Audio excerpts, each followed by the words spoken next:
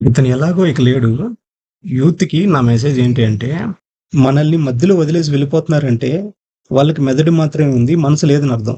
అలాంటి వాళ్ళు మన లైఫ్‌లో ఎందుకు? అది అమ్మాయి కావచ్చు, అబ్బాయి కావచ్చు. ఒకవేళ నువ్వు అలాంటి వాళ్ళని చేసుకొని ఉన్నా, నీ జీవితం 100% నవ్వుల పాలైపోయి ఉండేది. మనతో చివరిదాకా ఉండే వాళ్ళ కోసం మనం చించేది ఏమి ఉండదు.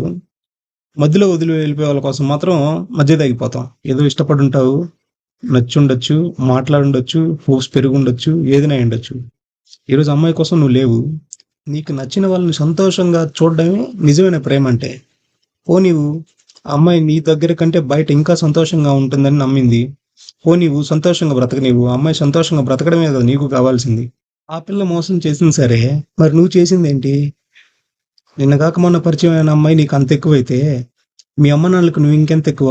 ప్రేమ అనేది మనసుకు మాత్రమే సంబంధించిన విషయం. నా దృష్టిలో శరీరానికి సంబంధించిన విషయం కాదు గురువు. లేదా ఇలాంటి మోసగాళ్ళు నీ జీవితంలో లేకుండా చేసిన ఆ దేవుడికి థ్యాంక్స్ చెప్పి సంతోషంగా బతుకు. అంబులెన్స్‌ని, పోలీస్ వెహికల్‌ని మరొకసారి కలిసి చూడకూడదని నేను కోరుకుంటున్నాను.